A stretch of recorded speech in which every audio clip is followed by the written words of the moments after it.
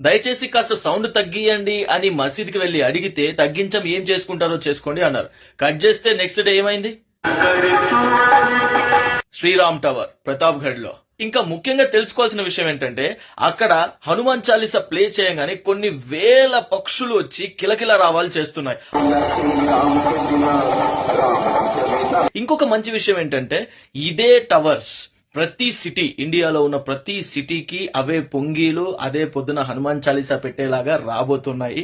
ప్రతి ఒక్క హిందూకి ఈ వీడియో షేర్ చేయండి, జై శ్రీరామ్ అని కామెంట్ చేయండి, అలాగే మన ఐకమత్యాన్ని ప్రతి ఒక్కరికి తెలిసేలా చేయండి. మాట వినుంటే అయిపోయి ఉండేది, ఇప్పుడు చూడండి అనవసరంగా ఇలా జరిగింది అని ఒక ముసల్మాన్ చెప్తున్నాడు, వినండి.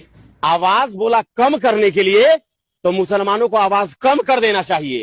बात नहीं माने हठधर्मी किए तो लीजिए. అందుకే చెప్పేది, హిందువులు ముందు ప్రశాంతంగానే ఉంటారు, మర్యాదగానే మాట్లాడతారు. వాళ్ళని అడ్డుకోవాలని చూస్తేనే ఇలా ఉంటారు. కట్టర్ హిందువులమ్మా. చూడండి, ఇక్కడ కూడా మర్యాదగా వెళ్లి అడిగితే మనల్ని ధిక్కరించినందుకే మనం ఈ స్టెప్ తీసుకోవాల్సి వచ్చింది.